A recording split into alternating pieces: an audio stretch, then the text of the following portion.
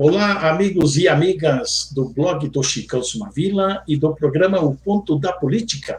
Estamos iniciando mais um programa, O Ponto da Política. E eu sou o Chicão Sumavila, editor deste programa.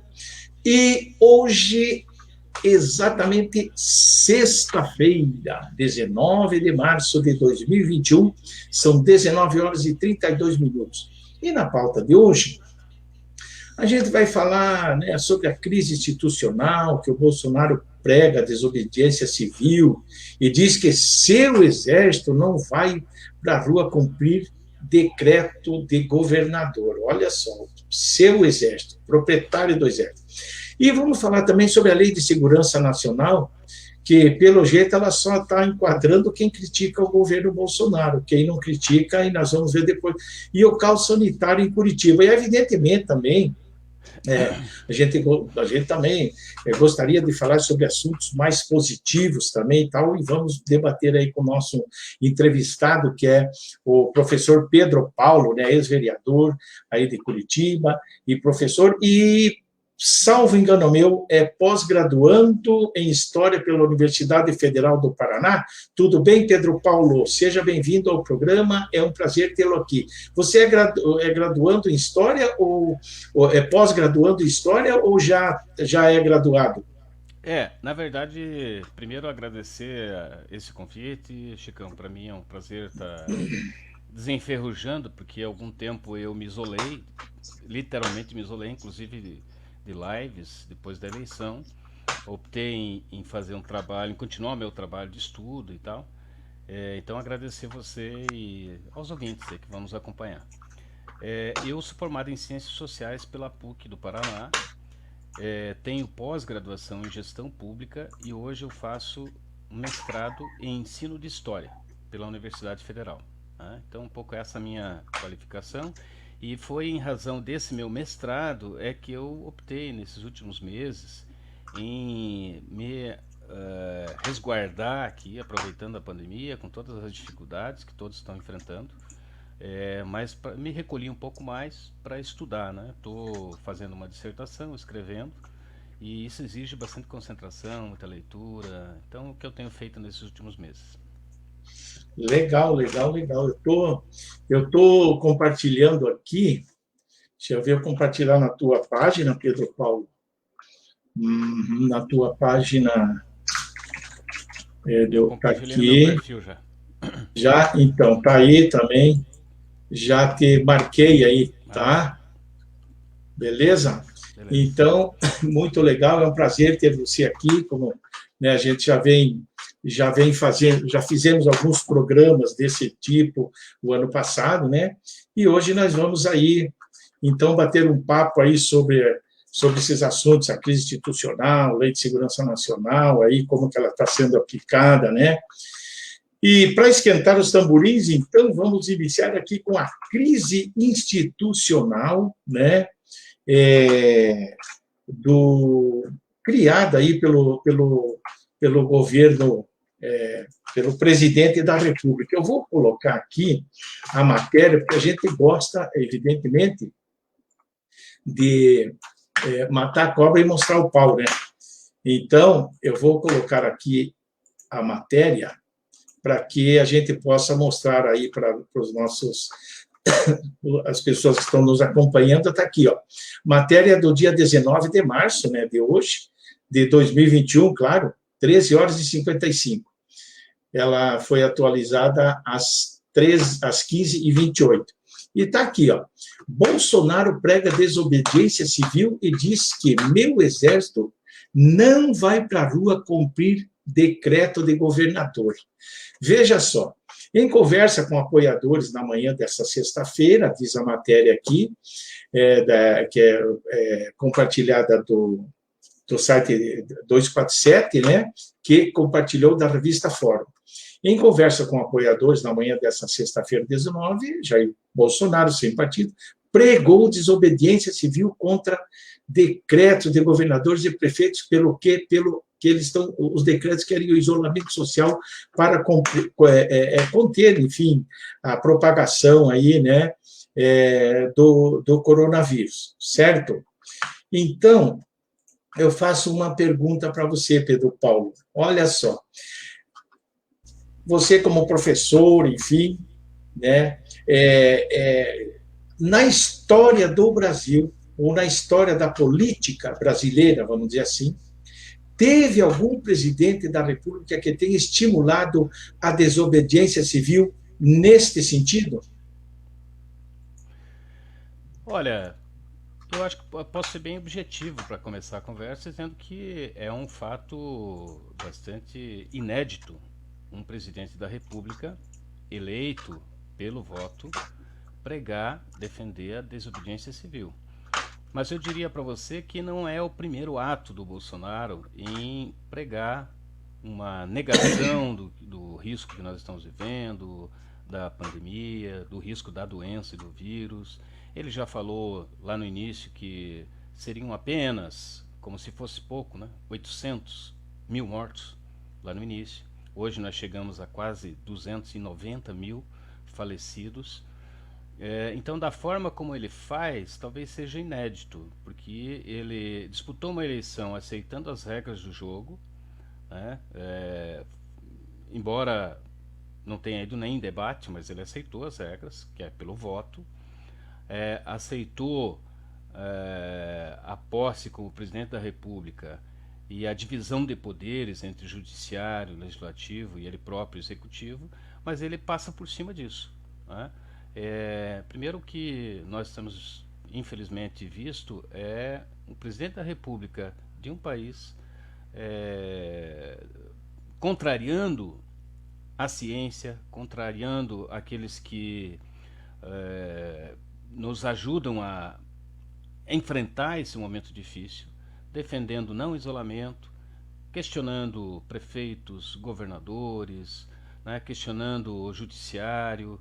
E essa é uma retórica de quem é autoritário, de quem não respeita outros poderes. A democracia, nós elegemos o executivo, nós elegemos o legislativo, nós temos o poder judiciário, que é importante porque ele faz juízo, né, das questões polêmicas, e quando o presidente da República aceita a regra, mas não a respeita, nós podemos dizer que ele é autoritário, né? É um pouco isso.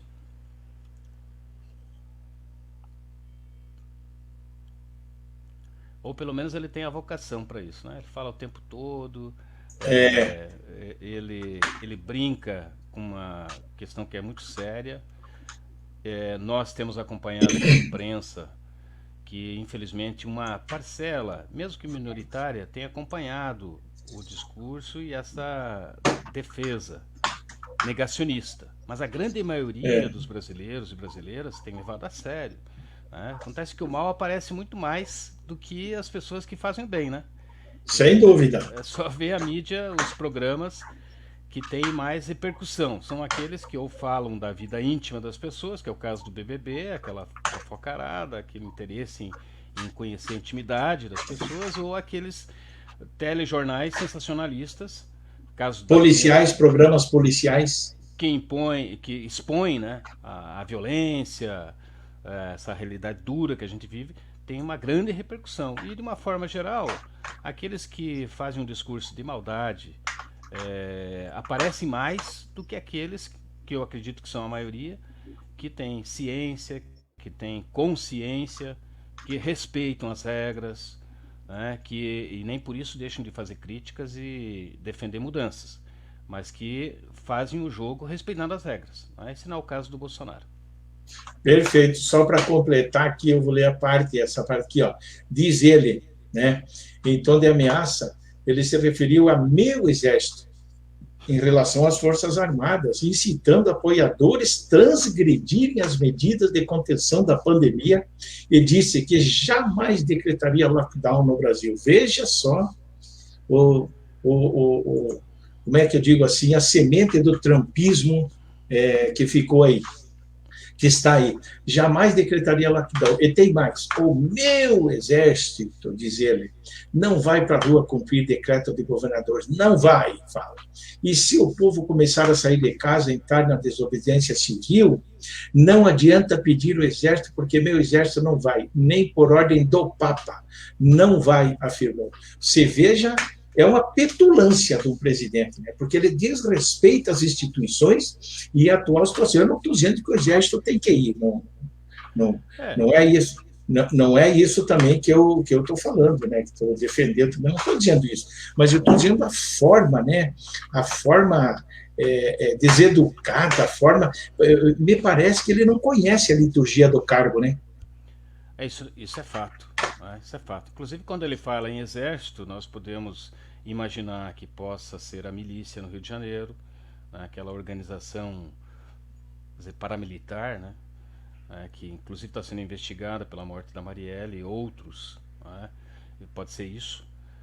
E também nós temos que reconhecer que tem uma parcela muito pequena que segue cegamente o que defende Bolsonaro. Né, isso é alimentado por um milionário esquema midiático via redes sociais, né, notícias falsas, blogueiros que ganham muito bem para fazer o que fazem, para fazer esse jogo sujo. Então esse é o exército, né? E pessoas que eu tenho dito, inclusive, e infelizmente, que são inocentes úteis, que acabam indo na onda, né? Que, se o presidente falou, está falado, né? Hoje, inclusive, eu acompanhei, tive que dar uma rápida saída de casa, mas em algumas praças aqui de Curitiba que continuam cheias de jovens jogando futebol em plena bandeira vermelha. Quer dizer, essas pessoas, muitas delas, seguem a orientação tresloucada do presidente da República, infelizmente. Então nós vamos ter sempre uma parcela que vai também trilhar por esse caminho, mas nós temos um momento importante nesse processo, que são as eleições, no máximo as eleições de 2022, né? Quiçá, a exemplo do que aconteceu com o Trump, que foi rechaçado pelas urnas por grande maioria do eleitorado norte-americano, nós também tenhamos aqui no Brasil uma resposta à altura do que esse negacionismo histórico e negacionismo científico tem nos causado aqui, os prejuízos que isso tem nos causado. Realmente não está fácil mesmo ter um comandante, né, político no Brasil, um supremo comandante, digamos assim, ou melhor, a maior autoridade política do país, né? E assim, deixa eu ver aqui, temos aqui Ivanilda Franco Guimarães, olá, boa noite, meninos, muito obrigado aí pelos meninos, né? Também agradeço. Legal, deixa eu ver aqui. Aline Ribeiro, achei o cúmulo quando vi esta notícia. Como pode? Parece que não enxerga o mal que está fazendo, diz aqui a Aline Ribeiro, né? E diz aqui ainda, não entendo como esse cara não saiu ainda. Tem muitos brasileiros que estão... Oi? É uma boa pergunta, uma boa colocação essa, né? Sem dúvida nenhuma. Não entendo como esse cara não saiu ainda. Né? Então, mas é isso aí, Pedro, e vamos aí para frente. Outra situação, olha só, a Lei de Segurança Nacional. Isso aqui também é uma situação bastante delicada. Pedro Paulo, veja só, eu acho muito interessante as ações ou atitudes do ministro da Justiça, André Mendonça. Claro, próximo, é bolsonarista de carteirinha, enfim, foi nomeado pelo presidente e tal. E ele, evidentemente, vai seguir, talvez jogue seu currículo de lado, seu histórico, e comece a agir de acordo com a cabeça do presidente. Talvez não pense pela sua, talvez. Eu digo isso porque durante o acampamento de bolsonaristas armados em frente ao STF, foi o início do ano passado, retrasado, não estou lembrado, agora me foge aqui a memória, né? Protestando pelo fim daquela instituição, da Suprema Corte brasileira, os caras pedindo o fim dela, né? E não foi invocada essa lei de segurança nacional pelo ministro da Justiça contra nenhum daqueles insensatos manifestantes, né? Porém, contra o... Eu vou mostrar aqui, contra o Arueira, que, aliás, não deu em nada, né? Contra o chagista Arueira, a coisa... Foi aplicada essa lei da segurança nacional por causa do quê? Por causa de uma charge que ele fez. Vou mostrar aqui. E, recentemente, o Felipe Neto, né, que nos governos anteriores, aí, principalmente o governo Lula e Dilma, o Felipe Neto falava o que bem entendia, o que bem queria, crítico, ácido, contumaz, mas nunca foi sequer ameaçado de processo. E agora, como ele tem, sei lá, 30 milhões de seguidores e tal, ele botou alguma coisa lá e tal, enfim, fez algum comentário, enfim, sobre o Bolsonaro, e foi, a lei de segurança nacional foi aplicada e não deu em nada também. E aqui o Arueira, veja só, Justiça arquiva inquérito que enquadrava Arueira na lei de segurança nacional por uma charge. Qual que foi a charge? Essa aqui, ó. Ele pintou, né, a cruz da saúde, enfim, né, do SUS, alguma coisa, e virou um símbolo nazista e pôs como se fosse o Bolsonaro fugindo ali, né, com a latinha na mão, o pincel aqui e tal, representando que ele fez o SUS virar isso, né? E o artista havia feito um desenho associado do Jair Bolsonaro a uma asiática, símbolo do nazismo, e foi acusado de crime contra a honra do presidente. Meu Deus do céu. A pedido do Ministério Público, o caso de claro atentado à liberdade de expressão foi arquivado. Eu vou ler aqui, ó.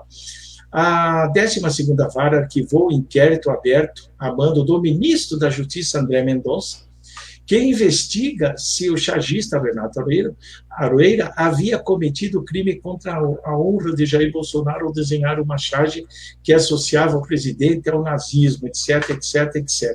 Certo?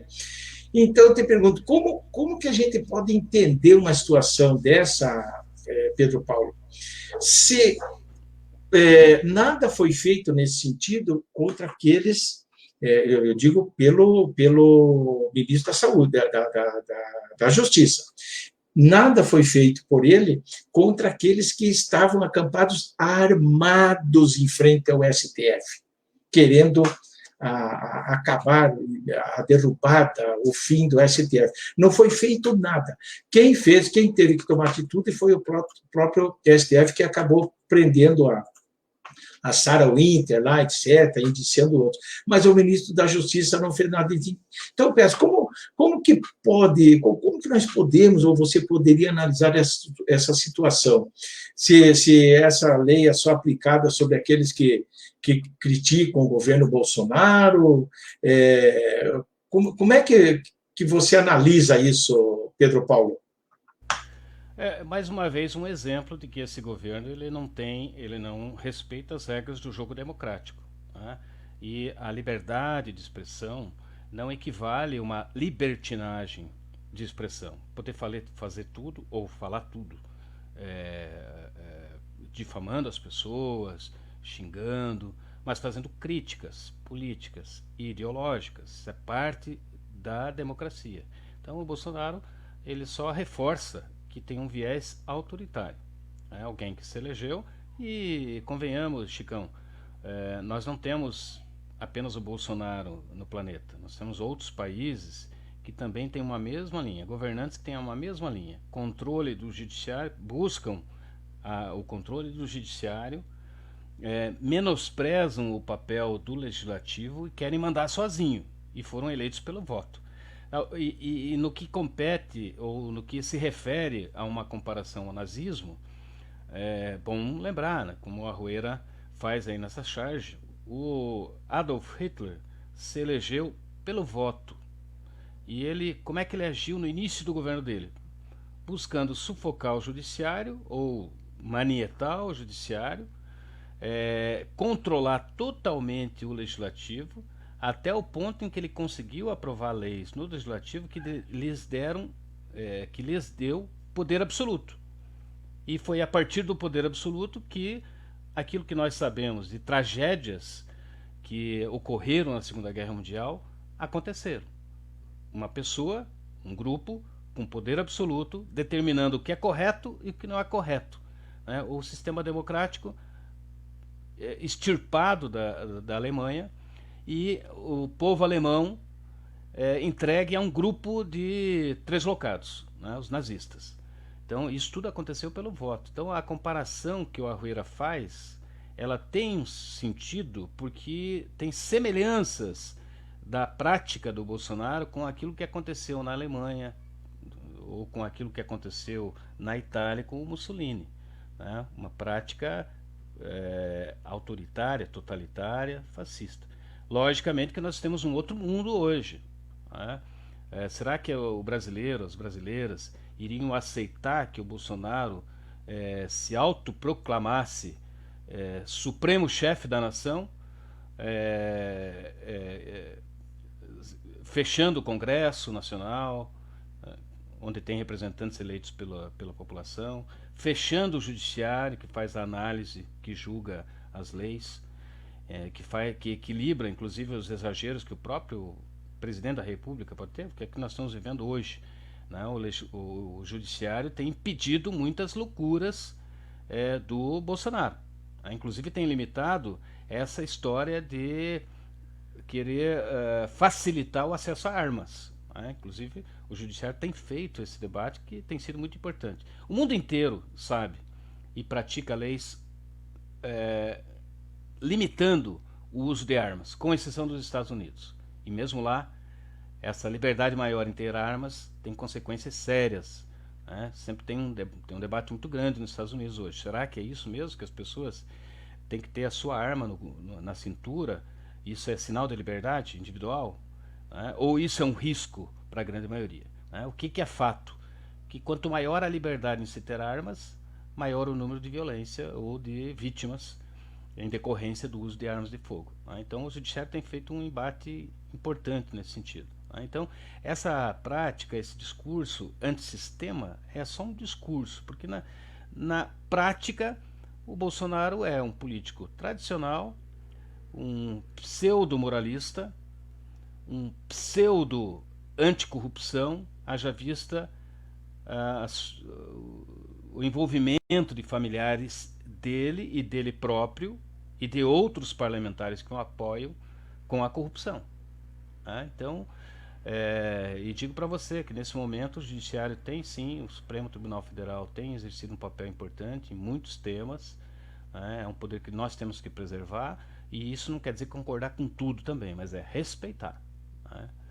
É uma dificuldade a mais para o Bolsonaro, quem sabe, atingir um objetivo que seja dele, que seja da cabeça dele, que seja ter o controle absoluto, que isso não vai acontecer. Não acredito nisso. E nesse momento os opositores ao Bolsonaro, à esquerda, os progressistas, têm inclusive dificuldade de mobilização, porque não são negacionistas. Uma manifestação pública hoje significa o quê? Risco. É um vírus que não tem ideologia nem partido. O vírus ele ataca todo mundo, inclusive, né, hoje o Major Olímpio morreu, né, que era do PSL, partido pelo qual o Bolsonaro morreu. O vírus não escolhe ideologia nem partido. Então as esquerdas, os progressistas têm dificuldade hoje de mobilizar. Não vamos marcar uma mobilização hoje contra o Bolsonaro. Pedro, é bom a gente destacar que o Major, apesar de ser do PSL, enfim, ele já foi do PDT, já foi de outros partidos lá de São Paulo, mas ele não era um negacionista, né? Ele defendia a vacina, ele queria a vacina, né? É bom a gente destacar mesmo desde isso. Desde o início, né? inclusive. Faça-se justiça. Desde o início, ele reforçou essa questão da importância da vacinação, enfrentou o Bolsonaro, então faça-se justiça. Mas o que eu quis dizer é que o vírus ele é democrático, ele chega a todos. Né? Aquelas manifestações, carreatas, com certeza ajudaram a espalhar o vírus. Né? Infelizmente. Então, isso põe em risco a vida da maioria das pessoas. Por isso que a questão de liberdades, ela tem que ser discutida. A liberdade na democracia não é fazer o que você bem entende e a hora que você bem entende. Quando você põe em risco a vida de outras pessoas, isso já não é liberdade, isso é libertinagem. Isso é proibido. Isso tem que ter punição. Então a democracia é importante, mas ela não permite tudo, né? E nem falar tudo, né? Como os blogueiros bolsonaristas, que inclusive estão sendo alguns condenados e presos, o próprio deputado, porque abusou, né? Porque falou que não é permitido falar no regime democrático, contra as próprias instituições, né? Invocou de instituições. E ensinou até o assassinato de alguns ministros, né? O mesmo que quebrou a placa da Marielle, que já é um gesto que por si já explica um pouco o caráter maquiavélico e maldoso desse cidadão, né? Quebrar a placa, que era uma homenagem, uma referência a uma pessoa que foi assassinada, né? Exatamente. Enfim. Por contestar as milícias no Rio de Janeiro, né? Então, Pedro Paulo, elas, né? Deixa eu ler aqui, ó. A Marcelo Souza, Vera Brujinski e Aline Ribeiro estão aqui, né? Abraço, e eu Aline. peço, eles estão aqui, estão na minha página pessoal, né? E se eles quiserem, eu digo aqui, se eles estiverem por aí ainda e quiserem participar, que acessem a página blog do Chicão Somavila no Facebook, podem participar com perguntas aí também e tal. A gente terá o maior prazer em atender a todos aí, né? Pedro Paulo, é o seguinte, e agora, sobre esse caos sanitário que está em Curitiba, e claro, na região metropolitana e no Brasil inteiro, evidentemente, né? Curitiba prorroga a bandeira vermelha até o dia 28 de março, certo? Eu vou por aqui, daí eu vou fazer uma colocação, deixa eu colocar aqui. Opa, tá para cá. Aí. Solito aqui não é fácil, não. Então, Pedro Paulo, veja só.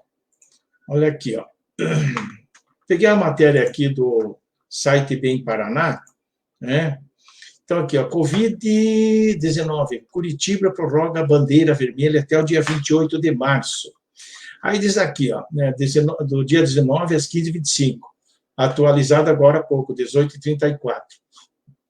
Frente ao agravamento da Covid, né, diz a matéria da Covid-19, e a falta de leitos na rede de saúde, a Prefeitura de Curitiba prorroga até dia 28 de março as restrições de atividade na capital.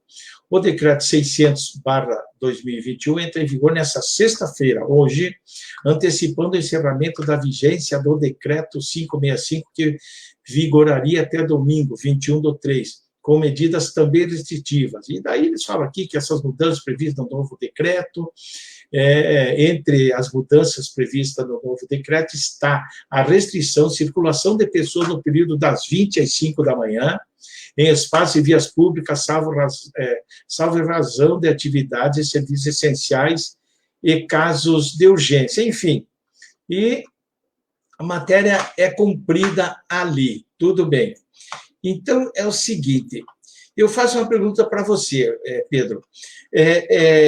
Os especialistas da área da saúde, epidemiologistas, infectologistas, enfim, e todos os profissionais da saúde, o distanciamento social, segundo eles, e o uso de máscara, e cuidados com a higienização, são fatores importantíssimos para evitar infecções. Muito bem.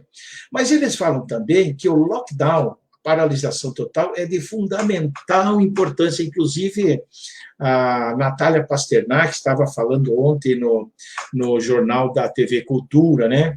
Ótima ela, né? Sem dúvida nenhuma. Eles dizem, ela também falou que é de fundamental importância, dada a gravíssima crise sanitária que estamos passando.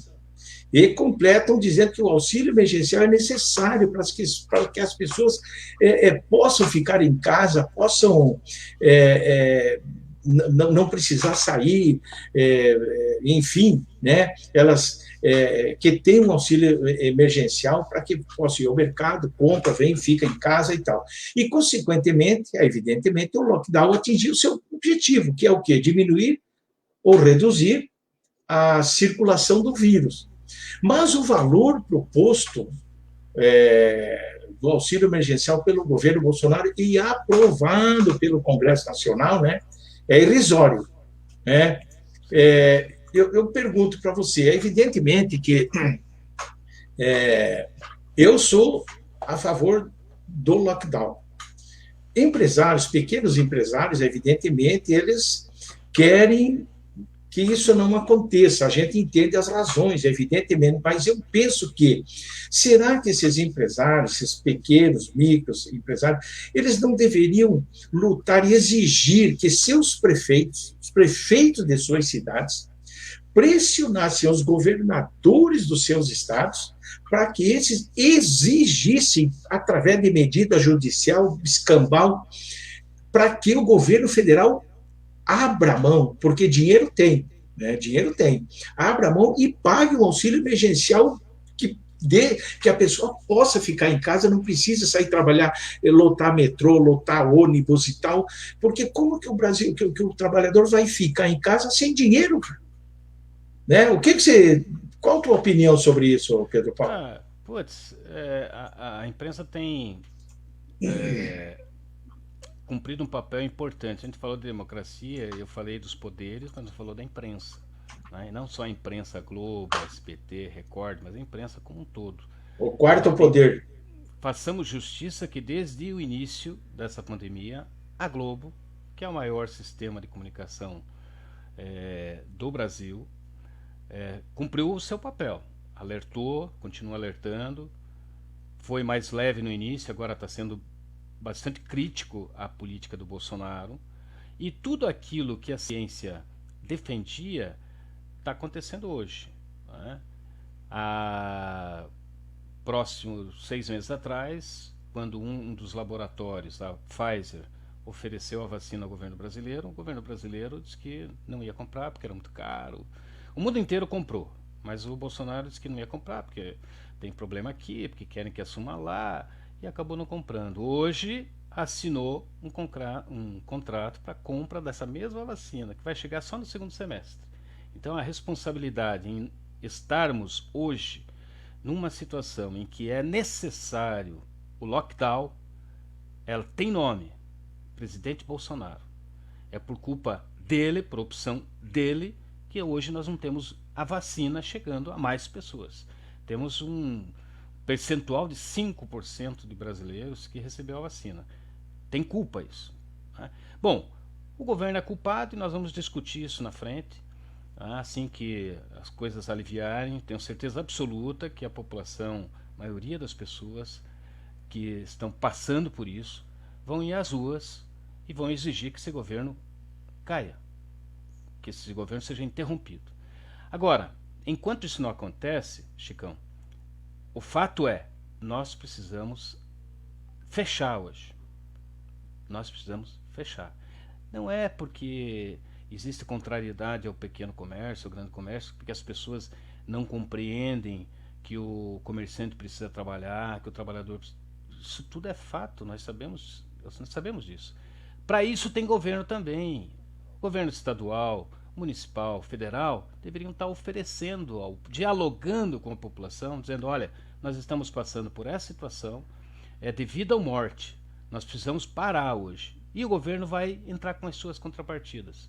Vai adiar a cobrança de impostos, vai diminuir, está oferecendo uma linha de crédito. Então esse papel do governo, ele não está sendo cumprido hoje, infelizmente. Então o pequeno comerciante sofre porque nesse momento difícil ele não tem a presença do Estado. Né? E eu defendo que o Estado, governo do Estado, município, governo federal, tenham linhas de crédito para garantir que o comerciante que gera emprego pequeno, principalmente que gera muito emprego, consiga sobreviver.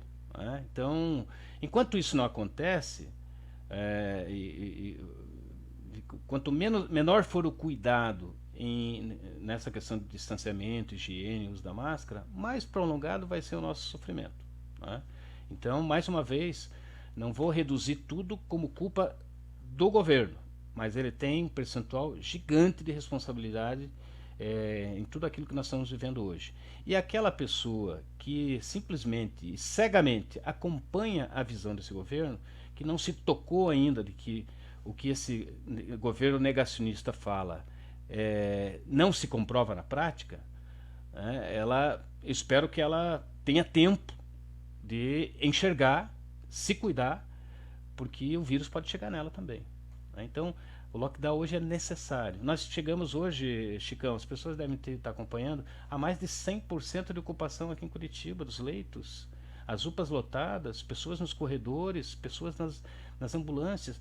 Quando é que essa notícia essa possibilidade foi aventada? Faz muito tempo que os cientistas estão dizendo, há um risco de colapso, se cuide, governo faça isso, faça aquilo. Essas medidas não foram tomadas a tempo e nós estamos, infelizmente, vivendo as consequências dessa opção equivocada dos governos.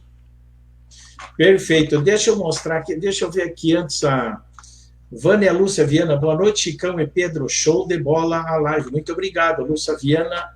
A Vânia Lúcia é mãe do Thales Viana, né? Tá no Rio de Janeiro ou Minas? Acho que é do Rio de Janeiro. Valeu, obrigado pela presença aí. Se vocês puderem compartilhar aí o nosso vídeo, é muito interessante. Eu vou mostrar um lance aqui, Pedro. Não é para a gente se divertir com a desgraça alheia, né? Mas, Biden tropeça e cai 2 vezes ao subir em avião. Veja o vídeo. O presidente dos Estados Unidos embarcava na Força Aérea, né? Air Force One. Air Force One, a aeronave oficial da presidência americana, quando o incidente ocorreu. Isso acontece. Eu já caí de bicicleta, né? O presidente dos Estados Unidos, Joe Biden, de 78 anos, começou e caiu 2 vezes. Claro. Mas você vê, eu vou ver se consigo passar aqui, você vê, mas tá subindo, tá cheio de saúde, ali dá um escorregão, casca de banana, 2 vezes, 3, opa, né? Você veja, agora ele foi lá e dá um tchauzão para a turma aí. Sabe que eu li essa matéria e achei que tinha sido um tombaço. Agora, pois é. Eu acho assim, foi um tropeço. É um tropeço. É isso que eu digo, tinha muita gente. O último foi mais grave um pouco, mas mesmo assim. Foi, mas isso aí, veja só, num sapato liso, pode ter certeza, sapato vento, liso, né? Tapete, vento. E ele subindo, 2, terceira. Entende? Você vê, isso acontece. Eu mostrei assim porque para a gente clarear um pouco. Veja, Chicão, não é efeito psicológico, não. É efeito prático. O Trump foi derrotado nas urnas, o Biden assume em janeiro e hoje os Estados Unidos já tem o controle da pandemia. Exatamente. Tem menos pessoas morrendo, a vacinação, quase 100 milhões já me parece que já atingiu 100 milhões, como ele havia prometido, né? Exatamente. Alguém que não nega o problema, que enfrenta o problema, que diz que tem dificuldade, porque democracia não é uma coisa fácil, não é uma coisa simples. E eu acho que vale como dica, né, para todos nós. Não dá para acreditar em resposta fácil. Quando um candidato, quando um presidente, qualquer autoridade diz, não, isso é fácil resolver, desconfie. A nossa vida é mais complicada do que essa simplicidade que se promete. As coisas são muito mais complicadas. Meu inimigo é aquele, então eu vou matar ele. É mais ou menos essa proposta que exatamente. Essa vertente conservadora à direita está nos oferecendo. Não, aquele lá é de outra religião, então vamos consumir com ele. Aqui ele pensa, está em outro partido, de esquerda, vamos perseguir ele. É fácil. A exemplo do que aconteceu lá 50, 70, 80 anos atrás. É de outra religião? Não presta. É de outro partido? Não presta. Pensa diferente de mim? Não presta. E aí começou-se a se eliminar essas pessoas. Então, democracia exige defesa das regras que nós acordamos para disputar uma eleição e que nós, cidadãos que não temos cargo, enfim, que nós cumpramos nosso papel. Nós também temos obrigações, não fica só cobrando do governo. Então não adianta eu cobrar do governo que não implementa, mas eu não usar máscara, enfim, me descuidar, né? Ou eu fazer aglomeração, ficar pensando só no meu prazer, né? Eu vi hoje um depoimento muito forte, e as pessoas, acho que todos têm depoimentos fortes, estão ouvindo o tempo todo. Aliás, o nosso Facebook hoje é só meus sentimentos, meus pesos. Exatamente. Perdi fulano, perdi Beltrano. Mas eu vi um depoimento de um médico acho que de Fazenda Rio Grande, muito forte, dizendo, olha, você aí que tem um comércio pequeno, tem que segurar as pontas. É melhor você falir do que você perder o avô, a avó, você enterrar um filho, você enterrar a mulher, você enterrar um amigo. Infelizmente, nós estamos nesse ponto. É melhor você fechar, é melhor você não comer o feijão e arroz hoje, mas você ter o teu filho contigo, vivo. Olha que depoimento. Então, chegamos ao ponto do desespero, né? Lógico que nós vamos passar fome, não queremos passar fome, a gente tem que se ajudar. O governo tem um papel nisso também, né? Se ele não pode distribuir, ele que organiza a sociedade. Aí que eu digo, né? Isso, aí que eu digo e volto naquele assunto. Nós estamos nesse nível, infelizmente. Viu, Pedro? Aí que eu digo que eu volto naquele assunto que eu falei no início da nossa live, ou no meio dela, sobre o auxílio emergencial. O governo federal tem que abrir mão de um auxílio emergencial decente para esses pequenos empregados, artistas de rua, para os trabalhadores precarizados. Tem que sim, ele tem obrigação de fazer isso. Todos os países que fizeram isso, eles reduziram consideravelmente a disseminação do vírus.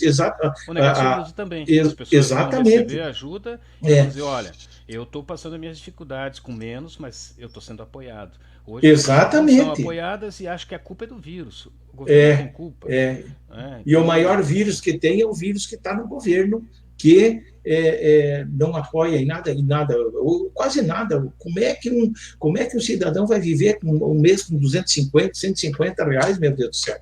E não tem como. Ainda, né? Eu digo. Saíram da lista. Aí que tá. Eu digo falou aqui. De dinheiro, Chicão, uma coisa interessante, né? As pessoas podem pensar, pô, mas o governo não tem dinheiro para tudo isso. O governo pode não ter dinheiro, mas ele tem crédito. E ele pode imprimir cédula. É dessa forma que a gente enfrenta uma situação de crise na nossa família. Quando você não tem, quando você está precisando muito, você empresta. Você vai pagar depois.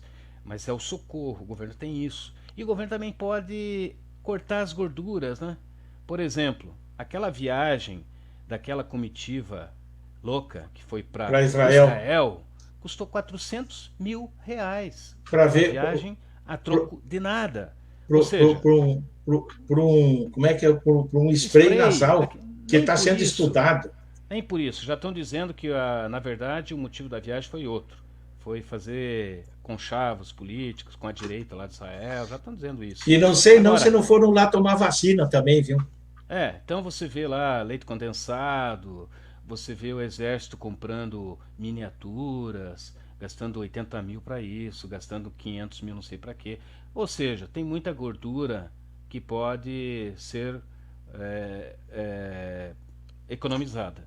E legislativo, da mesma forma, tem despesas no legislativo que também podem ser economizadas. Deputados federais, vereadores, deputados estaduais, senadores, não tomaram nenhuma iniciativa. Prefeitos. O Poder Judiciário, aliás, eu sou funcionário público, Chicão, do município aqui, sou funcionário público municipal de Curitiba. E funcionário público, nos últimos anos, tem sido tratado com certo preconceito. Ganha um bem, tem estabilidade. Não é bem assim. A esfera municipal do serviço público é a menos valorizada em termos salariais. A elite do serviço público, ela não está na esfera municipal. Você tem aqui em Curitiba o prefeito, o secretário e vice-prefeito que ganham bem. Mas você tem professores que ganham R$2.000, Você tem trabalhadores da área de saúde que ganham R$ 1.500 para fazerem isso que a gente está acompanhando hoje. Servidores 1.500. operacionais também que Onde, ganham onde que menos. está a nata do Serviço Público Federal? Está no nível federal, está no nível estadual, está no judiciário. E o judiciário também não cortou nada, né? Aí nesse ponto também tem que lembrar aqui que o judiciário lá, o STF, quis antecipar a vacinação da sua corporação, né? Que também foi um tiro no pé, um mau exemplo danado, né? Isso não vigorou, mas foi proposto, né? Então os maiores salários do serviço público não estão no nível municipal. Aquele funcionário da saúde que você acha que ele tem que ser valorizado, fique sabendo, aqui em Curitiba, ele ganha no máximo R$ 2.000. Ele não ganha mais do que isso. O professor, que todo mundo acha que é importante, e é de fato, porque sem educação nós não chegamos a lugar nenhum, ganha R$ 1.800, ganha R$ 2.000, né? Muito aquém daquilo que a elite do serviço público brasileiro recebe, né? Então, essas gorduras, né, para quem acha que não tem dinheiro, é possível sim, né? Mas a gente tem que saber de onde tira a gordura, né? Aqui em Curitiba nós estamos aqui, os professores, trabalhadores da área de saúde, servidores públicos municipais há 5 anos com 3% de reajuste apenas. Nenhum plano de cargos, nenhum avanço, muito trabalho agora em período de pandemia. Essa é a nossa realidade de Curitiba, que é a cidade mais rica do Paraná, né, que tem mais recursos. Outros municípios menores, imagino que a situação é a mesma. Então, quando falar mal do servidor público, pense em qual servidor público precisa ser adequado agora do ponto de vista dos seus ganhos. Não é o servidor público municipal. Perfeito, Pedro Paulo. Chegamos ao final aí da nossa live, né?